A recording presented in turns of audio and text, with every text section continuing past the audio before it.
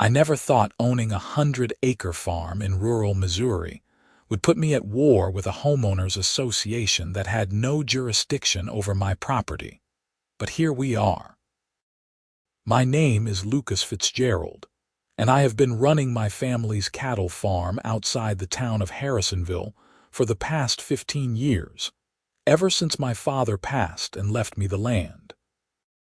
The farm has been in our family since 1947, long before any suburban development even dreamed of creeping this far out from Kansas City. My property sits on a dirt road that has existed for over 70 years, a private road that runs through my land and connects to the main county highway. It has always been dirt, gravel in some spots, and it has always been perfectly fine for my needs. About 8 years ago, a developer bought up several hundred acres adjacent to my property and built a fancy subdivision called Meadowbrook Estates.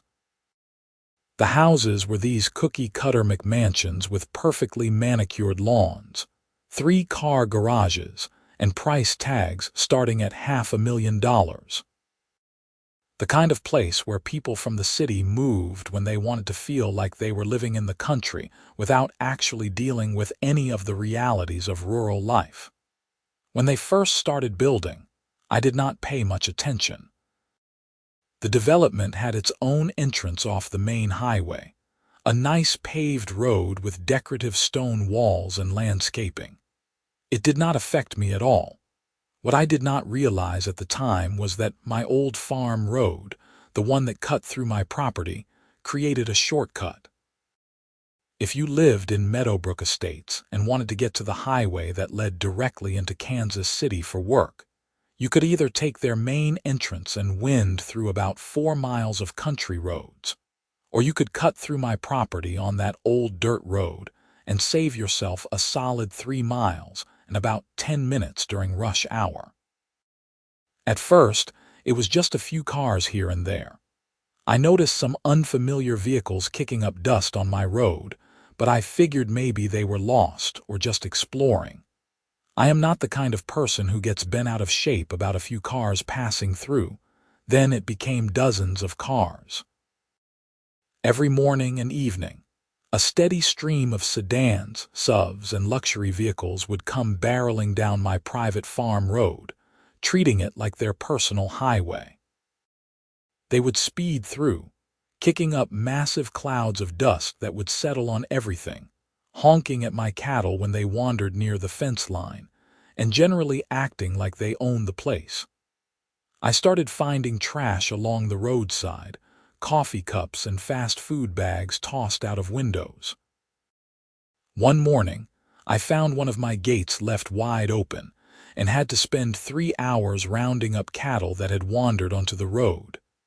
That was when I decided enough was enough. I put up a simple sign at the entrance to my property where the farm road met the county road. It said, "Private property. No trespassing. Farm traffic only." I figured that would solve the problem. Reasonable people would see the sign and realize they were cutting through private property without permission. I was wrong. The very next day, I was out fixing a fence post when a silver Mercedes pulled up beside me. The window rolled down, and a woman in her mid-40s with an aggressive blonde bob haircut and oversized sunglasses leaned out.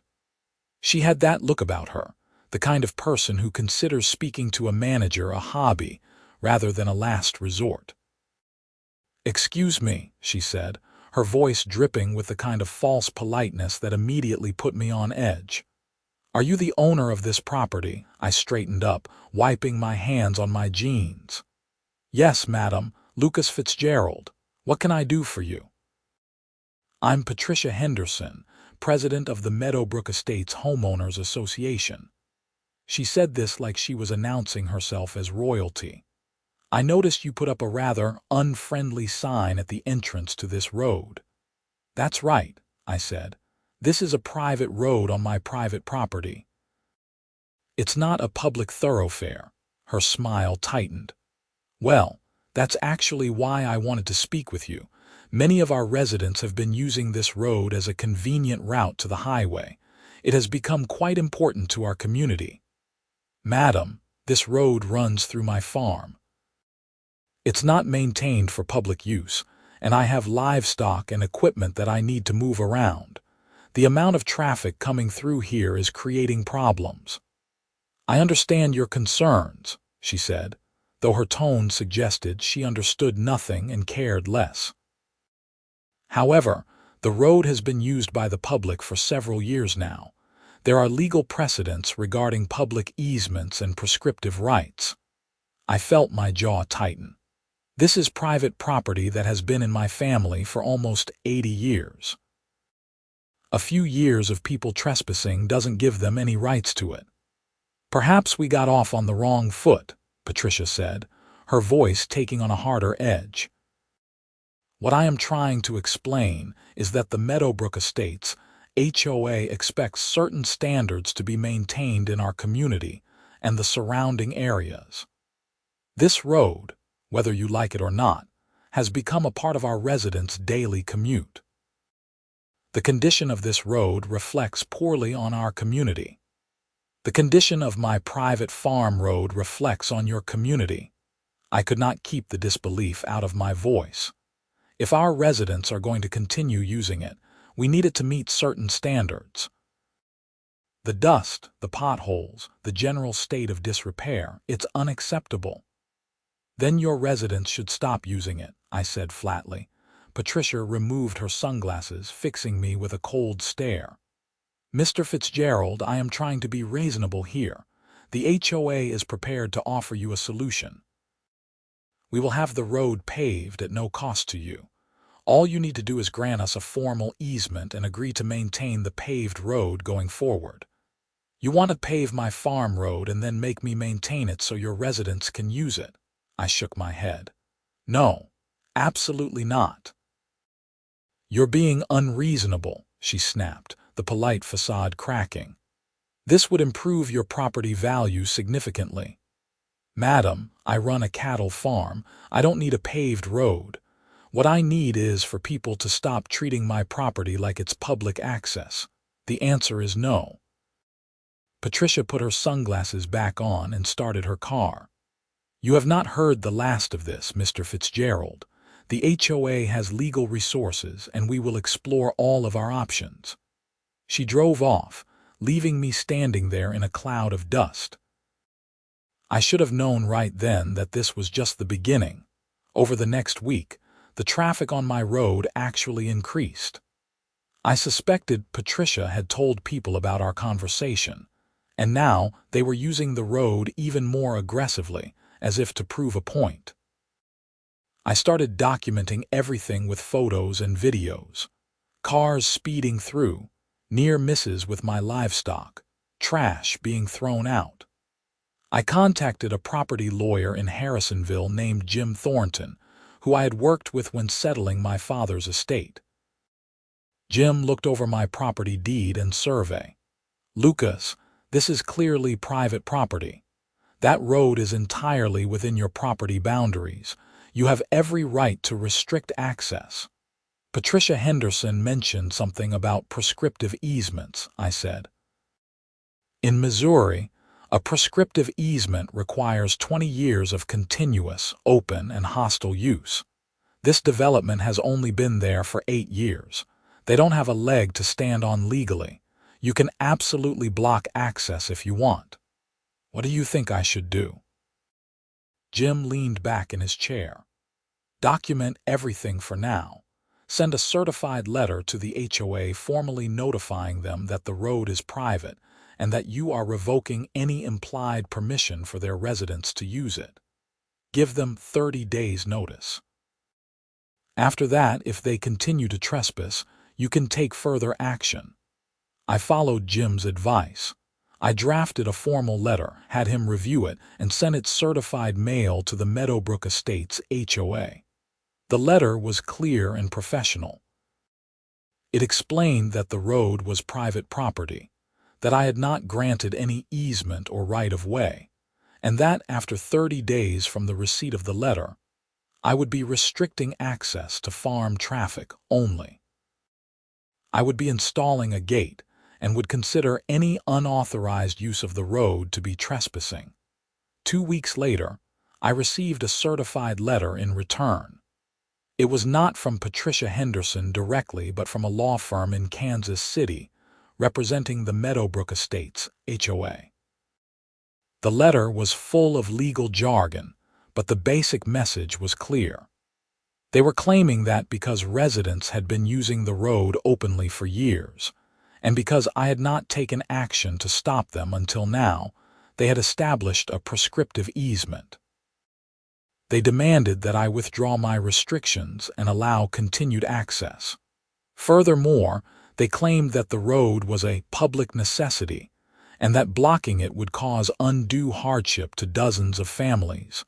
I took the letter straight to Jim. He read it and shook his head. This is complete nonsense. They are throwing legal terms around hoping to intimidate you. As I said, they don't meet the time requirement for a prescriptive easement in Missouri. And public necessity is not a valid legal argument when there is an alternative route available. They just want the convenient shortcut. So what do I do? Send a response from my office. I will make it clear that their legal position is without merit and that you intend to proceed with restricting access as outlined in your previous letter, and go ahead and install that gate. The next day, I contacted a local contractor who specialized in farm gates and fencing. I explained what I needed: a sturdy gate with a lock at the point where my farm road met the county road, something that would make it clear that this was private property and not an open thoroughfare. The contractor, a guy named Mike who I had worked with before, came out to look at the site. "You are going to make some people mad with this," Mike said, surveying the area. "That's their problem," I replied. "This is my land." We decided on a heavy-duty steel farm gate, painted green to match the rest of my fencing, with a chain and padlock. There would also be a cattle guard on my side of the gate to prevent livestock from getting out even if the gate was open for farm vehicles. Mike said he could have it installed within a week. During that week, I noticed something strange. The traffic on my road decreased significantly. I thought maybe the HOA's lawyer letter was all bluster and they were actually backing down. Then, on a Tuesday afternoon, I got a visit from a Cass County Sheriff's deputy. Deputy Martinez was a young guy, maybe early 30s, and he seemed apologetic as he approached me. "Mr. Fitzgerald, I need to talk to you about a complaint we received." "What kind of complaint?" "The Meadowbrook Estates HOA filed a complaint claiming that you are planning to block a public road. They want us to stop you from installing a gate." I took a deep breath, trying to keep my temper in check. "Deputy, this is not a public road. It is a private road on my private property. I have documentation if you need to see it." "I would appreciate that, sir." I brought out my property survey, the deed, and all the correspondence with the HOA and my lawyer. Deputy Martinez looked everything over carefully. He pulled up some maps on his tablet and compared them to my survey. "Sir, it looks like you are correct. This road is entirely on your private property. You have every right to gate it." "Thank you, Deputy. I appreciate you checking. I will file a report stating that this is a civil matter and that the HOA's complaint has no basis. I am sorry they wasted your time and mine." He paused. "Off the record, we have been getting a lot of complaints about HOA issues in this area. They seem to think they have authority beyond their actual jurisdiction." After Deputy Martinez left, I felt somewhat vindicated, but I also knew Patricia Henderson was not going to give up easily. Sure enough, 2 days later, Mike arrived to install the gate, and we found that someone had dumped a load of gravel across the entrance to my road during the night, making it impossible to access. There was a handwritten note stuck to a stake driven into the gravel pile. It said, If you want to block our access, we will block yours. I took photos of everything and called both Jim and the sheriff's office. Deputy Martinez came back out, along with an older deputy named Sergeant Cooper. They documented the scene and took the note as evidence. "This is criminal mischief and possibly harassment," Sergeant Cooper said. "Do you have any idea who might have done this?" "I have a pretty good idea," I said, explaining the ongoing dispute with the HOA. "We will follow up with the HOA leadership. In the meantime, you will need to file a formal report. We can also increase patrols in this area." Mike and I spent the rest of the day clearing the gravel. Most of it we could push to the sides with my tractor, but it was still a whole day of work wasted. The next morning we got the gate installed without any further interference. It looked good, solid, and professional. I had signs made up as well, more detailed than the first one. "Private property. No trespassing. This is not a public road. Violators will be prosecuted. Farm traffic only. For farm business, call followed by my phone number." The first morning after the gate went up, I woke up early to see what would happen during the morning commute. I parked my truck near the gate with a good view and waited with my coffee. Around 6:30, the first car approached. It was a black BMW, and the driver slowed down, clearly expecting to turn onto my road. When he saw the gate and signs, he stopped completely, blocking the county road for a moment. I could see him on his phone, probably calling someone to complain. After a minute, he turned around and headed back toward the Meadowbrook Estates entrance. Over the next hour, I counted 23 cars that approached the gate, realized they could not get through, and had to turn around. Some people just turned around immediately. Others sat there for a while, as if the gate might magically open for them. One guy actually got out of his car and tried the lock, then looked around like he was considering climbing over the gate. When he saw me sitting there watching, he quickly got back in his car and left. My phone started ringing around 7. The first call was from a number I did not recognize. I let it go to voicemail. The message was from a furious man demanding to know who I thought I was blocking a public road and threatening to sue me. I deleted it. More calls came in throughout the morning, a mix of angry residents and a few calls from Patricia Henderson herself, which I did not answer. Finally, around 9, I called Jim to give him an update. "The gate is up and people are losing their minds." "Good," Jim said. "Let them be mad. You are well within your rights. Don't engage with them directly. If they want to communicate, they can go through me." That afternoon, I got a visit from a different HOA board member, a man named Gregory Walsh, who introduced himself as the vice president. He was more diplomatic than Patricia, at least initially. "Mr. Fitzgerald, I am hoping we can find a reasonable solution here. I understand this is your property and you have rights, but you have to understand that dozens of families have come to rely on this route for their daily commute. Mr. Walsh, I understand that it is convenient for them, but convenience doesn't create a legal right to use my property. This is a working farm, not a public highway. What if we offered to compensate you?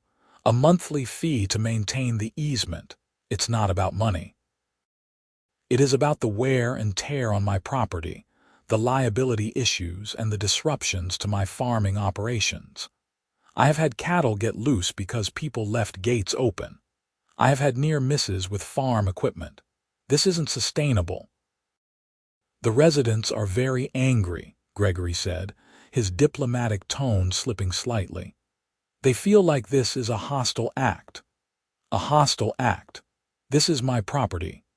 The hostile act was treating it like public space for years without ever asking permission or offering compensation. The hostile act was dumping gravel across my entrance to try to intimidate me. Gregory's eyes widened slightly. "What are you talking about?" I showed him the photos on my phone. 2 days ago, someone dumped a load of gravel to block my access. The sheriff is investigating. If your HOA knows anything about that, I suggest you cooperate with the investigation. He looked uncomfortable. I was not aware of that. That's not something the board would authorize. Maybe not officially, I said, but someone from your community did it. Gregory left without any resolution, and I thought that might be the end of the face-to-face confrontations. I was wrong. Over the next week, things escalated in ways I had not anticipated. First, I started receiving multiple citations from the county for various supposed code violations on my property. Someone had filed complaints claiming I had unlicensed vehicles on my property, which were actually broken-down farm equipment waiting for repair. Another complaint claimed I was running an illegal business without proper permits, referring to the fact that I occasionally sold beef directly to customers who came to the farm. Every complaint was investigated and dismissed, but each one required me to take time out of my day to meet with inspectors and provide documentation. Then, there were the social media posts. I did not use social media much myself, but my cousin Emily did, and she showed me what was being said in the Meadowbrook Estates community Facebook group. Patricia Henderson had posted a long screed about how a selfish farmer was making life difficult for hardworking families, adding 20 minutes to their commute out of spite. She painted me as some kind of unreasonable tyrant who hated progress and wanted to make people's lives miserable. The comments were brutal. People I had never met calling me names, questioning my character, even making veiled threats about what might happen to someone who made enemies of an entire community. Emily was furious on my behalf. "Luke, this is defamation. You should sue her." "It is not worth it," I said, though I was angrier than I let on. "Let them vent online. As long as they stay off my property, they can say whatever they want." But they did not stay off my property. One morning, I woke up to find that someone had spray-painted profanity on my new gate. Another morning, I found nails scattered across the road on my side of the gate, clearly intended to damage my tires. Each incident was reported to the sheriff's office, and each time, the deputies took reports and promised to investigate, but there was never enough evidence to charge anyone specific. The breaking point came about 3 weeks after I installed the gate. I was out checking on my cattle in the north pasture when I got a call from my neighbor, Mrs. Chen, who lived about a mile down the county road. She was an elderly woman who had been kind to me since I was a kid. "Lucas, there is a TV news van parked near your gate," she said. "I thought you should know." I drove back to the gate, and sure enough, there was a van from a Kansas City news station parked on the county road, and a reporter with a cameraman was filming a segment right in front of my gate. I parked my truck and walked over. "Can I help you?" I asked. The reporter, a young woman with perfectly styled hair and a practiced smile, turned to me. "Are you Lucas Fitzgerald, the owner of this property?" "I am, and you are trespassing." "We are on the public road," she said smoothly. "We are doing a story about the dispute between you and the Meadowbrook Estates community. Would you like to comment? Who told you about this? We received a tip from concerned residents. They say you have blocked a road that the community has been using for years, adding significant time to their daily commute. They feel this is retaliation for their presence." I could feel my temper rising, but I kept my voice level. "This is a private road on my private property. It has never been a public road. The people using it were trespassing, and they were causing damage and disruptions to my farming operation. I have every legal right to restrict access. But don't you feel any responsibility to the community? These are families with children, people who work hard and just want a reasonable commute. They have a reasonable commute. They have their own entrance to their development that leads to the highway. It is just a few minutes longer. My responsibility is to my property and my business, not to providing free shortcuts to people who decided to live in an expensive development. The reporter's eyes lit up. She had gotten the soundbite she wanted, the heartless farmer angle. I realized I had made a mistake by engaging at all. The story aired that evening, and it was exactly as biased as I feared. They interviewed several Meadowbrook Estates residents who talked about the hardship of their longer commute, the impact on their family time, and how unreasonable I was being. They showed my gate with ominous music, like it was some kind of prison wall rather than a simple farm gate. My comments were edited to make me sound as unsympathetic as possible. The next morning, my phone was ringing off the hook. Some calls were from reporters wanting follow-up stories. Others were from people around the county, split between those who supported me and those who thought I was being unreasonable. The ones who supported me were farmers and other rural property owners who understood the importance of property rights. The ones who opposed me tended to be suburban transplants who sided with the Meadowbrook Estates residents. Jim called me after seeing the news story. "Luke, this is getting out of hand. I think we need to consider a more proactive approach." "What do you mean?" "Sue the HOA for harassment and for the damage to your property. Put them on the defensive instead of just reacting to what they do." I thought about it. Will that actually accomplish anything, or will it just make things worse? It will put them on notice that their behavior has legal consequences, and it might uncover who is behind some of the vandalism and harassment. During discovery, we can subpoena their records, emails, meeting minutes. If someone on the board authorized or encouraged any of this, we will find out. "Do it," I said. Jim filed a lawsuit against the Meadowbrook Estates Homeowners Association the following week. We sued for harassment, trespass, property damage, and intentional infliction of emotional distress. We asked for compensatory damages for the cost of repairs and my time dealing with the situation, as well as punitive damages and an injunction against further harassment.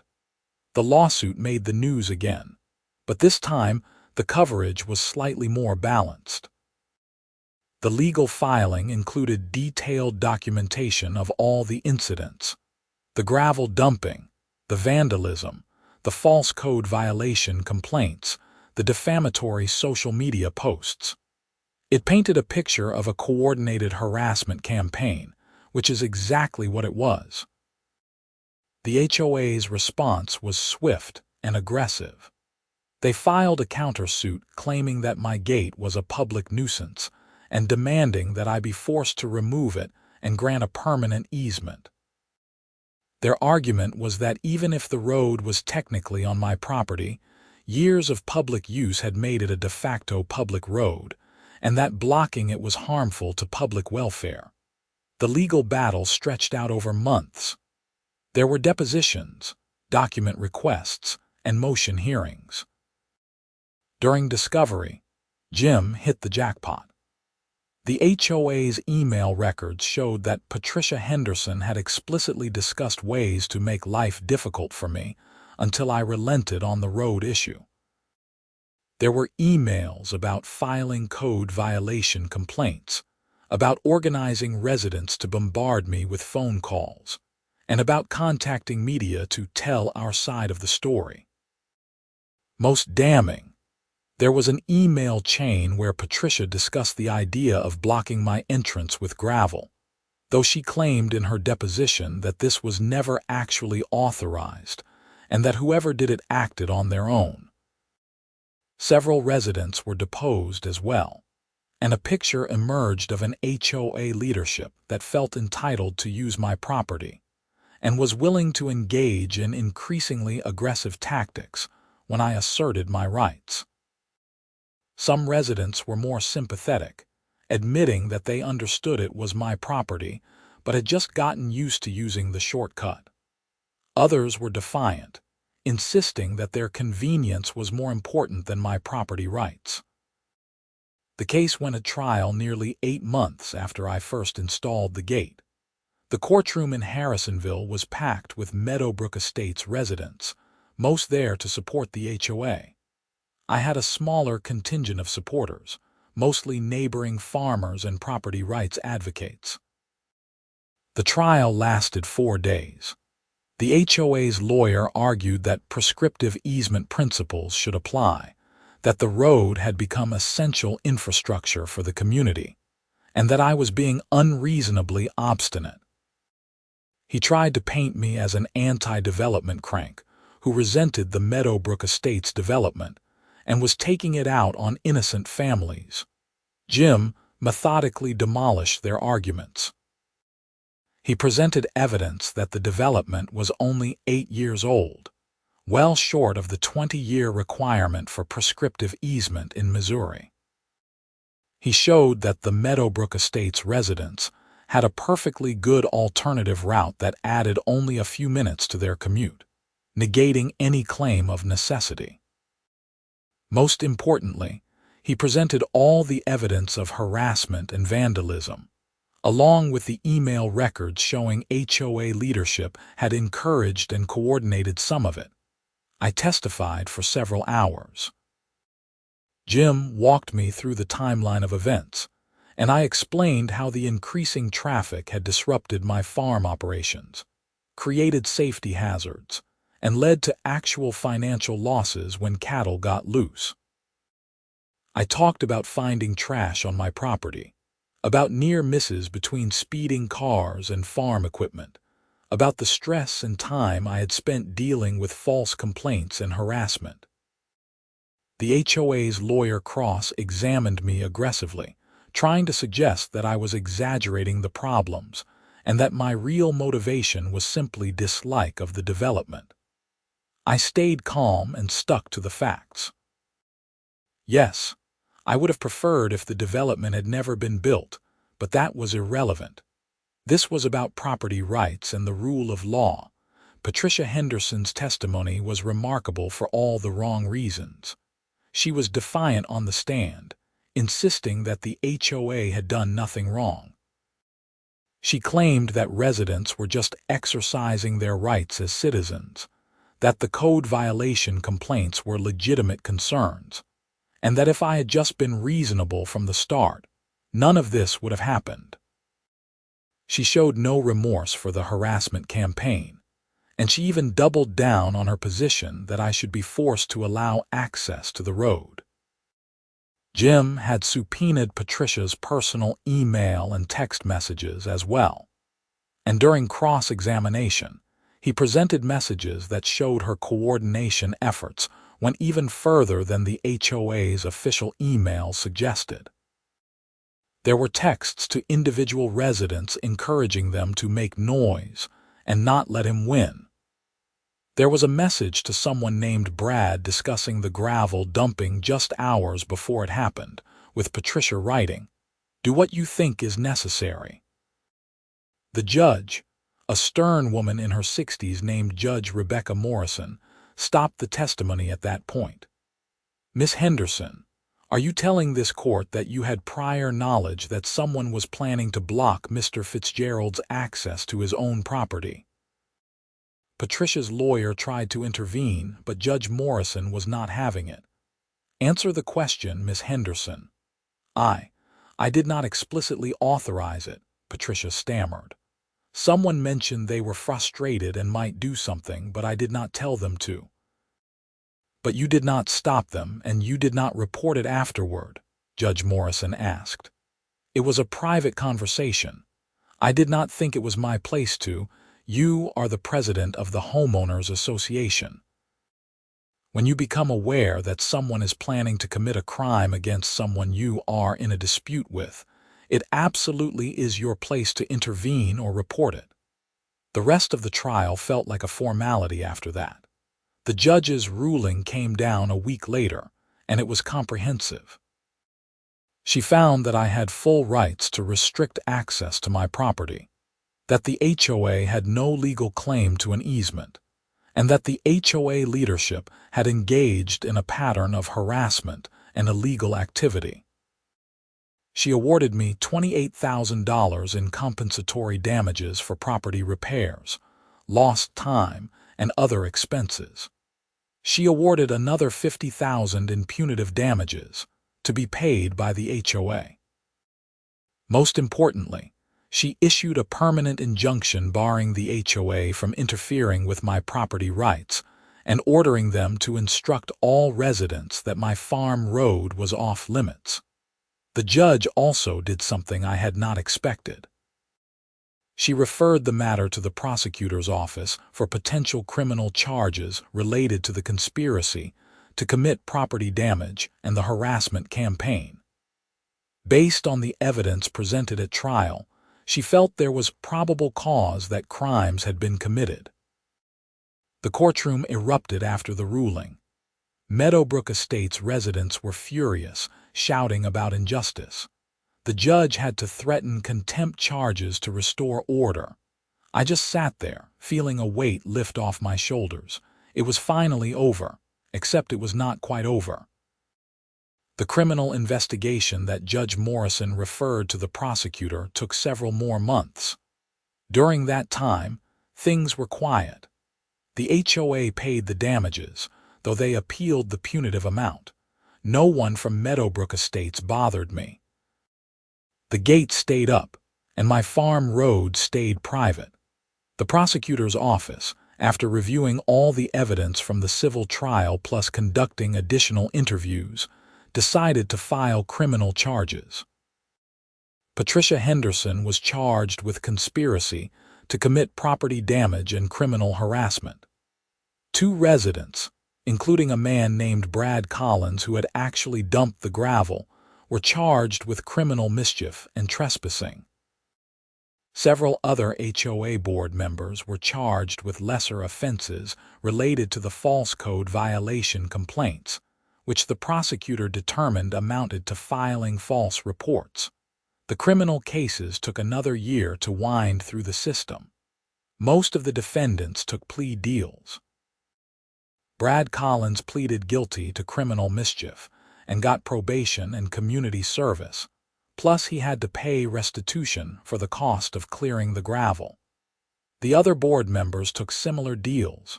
Patricia Henderson refused to plead guilty.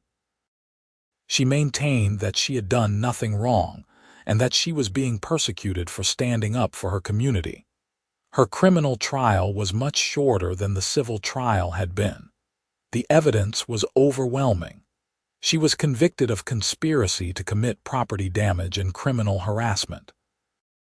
The judge sentenced her to 90 days in county jail, suspended after 30 days with 2 years of probation, plus a fine and mandatory anger management counseling. She was also permanently barred from serving on any HOA board. By the time everything was finally resolved, it had been nearly 2 years since I first installed the gate on my property. The Meadowbrook Estates development had settled into a new normal. Their residents used the proper entrance and took the slightly longer route to the highway. Some of them probably still grumbled about it, but it was no longer my problem.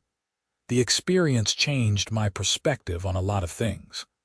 I had always believed in property rights as an abstract principle, but having to fight for them so hard made me appreciate just how important they are. I also learned that people will sometimes go to extraordinary lengths to preserve their convenience, even when they know they are in the wrong. There were some positive outcomes beyond just winning the legal battles. My story resonated with other rural property owners who were facing similar issues with encroaching development and entitled HOAs. I was invited to speak at several county farm bureau meetings and even testified before a state legislative committee that was considering stronger protections for agricultural property rights. A bill eventually passed that made it clearer in Missouri law that private farm roads are not subject to prescriptive easement claims, and that increased penalties for harassment of agricultural operations. The financial awards from the lawsuit allowed me to make some improvements to my farm that I had been putting off. I paved the first quarter-mile of my farm road, the section that got the most use from my own vehicles and equipment, which actually did make things easier. I upgraded some fencing and invested in better cattle handling equipment. I even took a vacation for the first time in a decade, spending a week fishing in Montana. My relationship with the Meadowbrook Estates community remained frosty, but a few residents actually reached out to apologize. One couple, David and Sarah, who lived on the edge of the development, came to my door with a basket of baked goods and a genuine apology. They explained that they had always been uncomfortable with how the HOA leadership handled the situation, but had felt pressured to go along with the community narrative. We had coffee and talked for over an hour, and I appreciated their willingness to acknowledge what had happened. They asked if they could occasionally buy beef directly from me, and I agreed. Over time, they became actual friends. There were also some changes in Meadowbrook Estates itself. After Patricia Henderson's conviction and removal from the board, new leadership took over the HOA. They were more moderate and focused on actual community issues, rather than fighting battles beyond their jurisdiction. They even reached out through Jim to offer a formal written apology for how the previous board had acted. I accepted the apology, and we agreed to simply be good neighbors going forward. The gate remained, and the shortcut stayed closed. Even now, years later, I occasionally get a new resident who does not know the history and tries to turn onto my farm road, only to find it gated. Most people just turn around and move on with their lives. That is all I ever wanted. Looking back, I sometimes wonder if I could have handled things differently in the beginning. Maybe if I had approached the HOA proactively when I first noticed the traffic increasing, before it became a major issue, we could have worked something out. But I also know that Patricia Henderson and people like her were not interested in compromise or mutual respect. They felt entitled to use my property on their terms, and when I said no, they tried to force the issue through intimidation and harassment. The whole experience taught me something important about the nature of conflict. Most disputes are not really about the stated issue. The HOA kept talking about commute times and convenience, but the real issue was control. They could not accept that there was something in their vicinity that they could not control or dictate terms about. My farm, which had been there for decades before their development existed, was an affront to their sense of order and authority. I am proud that I stood my ground. Property rights mean nothing if you are not willing to defend them, and defending them is not always easy or comfortable. There were times during those 2 years when I questioned whether it was worth all the stress, time, and money. But in the end, it absolutely was. I maintained my rights. I set important legal precedents, and I sent a message that rural property owners are not going to be pushed around by entitled suburban HOAs. The farm is doing well now. I expanded my cattle operation slightly, and even started leasing out some pasture to a neighboring farmer whose herd had outgrown his land. The extra income has been nice, and it is good to see more of my land being put to productive use. I hired a part-time helper, a young guy named Marcus, who is learning the farming business and taking some of the daily workload off my shoulders. Having help means I can actually take a day off once in a while without worrying about everything falling apart. The relationship between rural and suburban communities in our area remains complicated. The urban sprawl from Kansas City continues to push outward, and more developments are being built in what was once exclusively agricultural land. There have been other conflicts similar to mine, though none quite as dramatic. The farming community is more organized now, more aware of our rights and more willing to push back when developers or HOAs overstep their bounds. I have also become something of a local resource for other farmers dealing with HOA disputes. I have lost count of how many phone calls I have gotten from people saying, "I heard about what you went through, and now I am dealing with something similar. Can you give me some advice?" I always make time for those conversations. I share Jim Thornton's contact information. I explain the importance of documentation, and I encourage people not to let themselves be intimidated. One thing I always tell people is that most HOA residents are not bad people. They are just normal folks trying to live their lives. The problems come from HOA leadership that overestimates their authority and becomes drunk on whatever small amount of power they have. Patricia Henderson was not unique.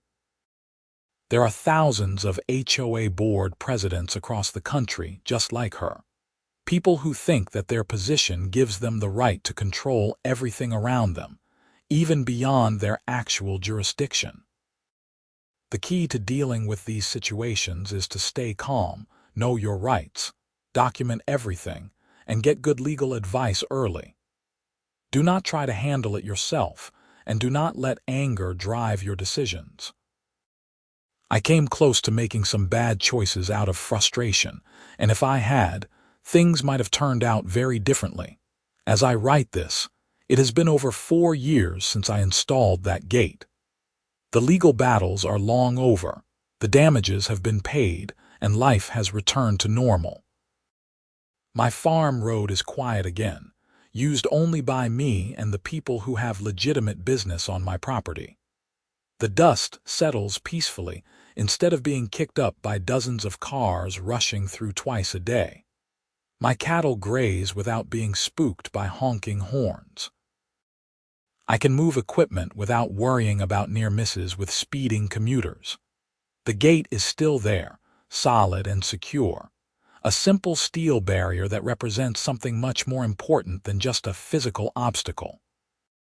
It represents the right to control your own property, to make decisions about your own land, and to not be bullied into submission by people who think their convenience matters more than your rights.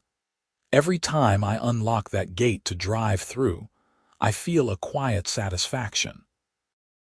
Not because I defeated the HOA in some petty dispute, but because I stood up for a principle that matters. Property rights are the foundation of our society. They are what allow individuals to build something, to invest in their future, to create value and security for themselves and their families. When those rights are threatened, whether by government overreach or private entities like HOAs, it is worth fighting to defend them. The Meadowbrook Estates residents have adapted to their slightly longer commute. It adds maybe 10 or 12 minutes to their drive, which in the grand scheme of things is nothing. Some of them have probably even forgotten what all the fuss was about. New residents move in who never knew about the shortcut and do not miss what they never had. Life goes on. For me, the experience was transformative in ways I did not expect. I am more confident now, more willing to stand up for myself and others. I am more involved in local politics and agricultural advocacy. I serve on the County Farm Bureau Board, and I am active in state agricultural organizations. I use my experience to help others and to push for policies that protect rural property owners. I also have a deeper appreciation for the law and the legal system. Yes, it was slow and expensive and frustrating at times, but ultimately, it worked. The courts recognized my rights and enforced them. The criminal justice system held people accountable for their illegal actions.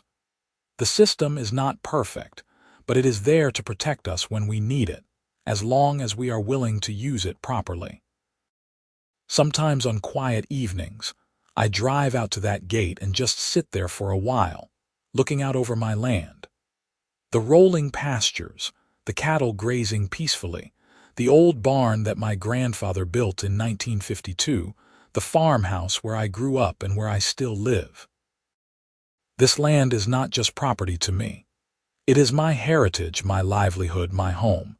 It is worth protecting, worth fighting for. And that gate, that simple steel farm gate, is still doing its job. It keeps out people who do not belong there, and it keeps in what matters most. It is a boundary, a line that says this far and no further. Everyone needs boundaries, whether they are physical like my gate or personal like the limits we set in our relationships and interactions with others. The HOA thought they could pressure me into giving up my rights because it would be easier than standing firm. They were wrong. The inconvenience they face now, driving a few extra minutes to work, is a direct result of their own actions. If they had respected my property from the beginning, if they had approached me with courtesy and respect, if they had accepted the first time I said no, none of this would have happened.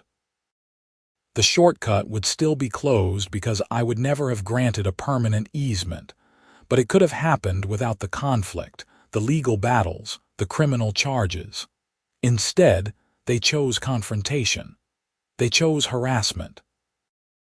They chose to treat me as an obstacle to be overcome rather than a neighbor to be respected. And they paid the price for that choice, both financially and in terms of the time and stress their leadership decisions caused their own community. I do not take pleasure in anyone else's misfortune, including Patricia Henderson's criminal conviction. But I do not regret how things turned out either. Actions have consequences, and sometimes those consequences are severe. If my story serves as a cautionary tale for other HOA leaders who might be tempted to overstep their authority, then something good came out of all the conflict. The rural-suburban divide is real and growing. As cities expand and developments spread into agricultural areas, these conflicts are going to become more common. People who move to the country because they like the idea of rural living often do not understand or respect the realities of how rural areas actually function. They want the aesthetic of country life without any of the inconveniences, like dirt roads, livestock smells, or the sound of farm equipment at dawn. Education is important. Developers who build in rural areas should educate buyers about what they are moving into. HOAs should focus on managing their own communities rather than trying to extend control beyond their boundaries. New residents should take time to understand local customs and property rights before demanding changes.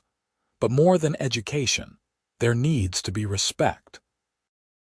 Respect for property rights, respect for people who were there first, respect for different ways of life. The farmers who work the land that surrounds these new developments are not backward obstacles to progress. We are the stewards of that land, the people who feed the country, the keepers of a way of life that has value and meaning. My farm will be here long after the current crop of Meadowbrook Estates residents have moved on to their next location. The land endures. The principles endure. And that gate will remain standing. A small but significant testament to the importance of standing your ground when you are right. I never thought a dispute over a dirt road would teach me so much about human nature, about the law, about community and conflict. But life has a way of turning simple situations into profound lessons if you are paying attention. I was just trying to protect my farm and maintain my rights. In the process, I learned that sometimes the most important battles are the ones fought over things that seem small to everyone else but matter deeply to you. The gate stays closed. The shortcut remains blocked. My farm road is mine again, just as it always should have been. And every time I drive through that gate and close it behind me, I am reminded that some things are worth fighting for, no matter how long it takes or how difficult the fight becomes. Property rights, personal integrity, and the principle that might does not make right are all worth defending. That is my story, the story of how an HOA demanded I pave my farm road, and how I responded by closing their shortcut and adding 20 minutes to their commute. It is a story about standing up to bullies, defending your rights, and refusing to back down when you know you are right. It is a story with a clear ending, a victory hard-won and well-deserved. And it is a story that I hope helps others who might find themselves in similar situations, facing similar pressures, wondering if it is worth the fight. It is always worth fighting for what is yours.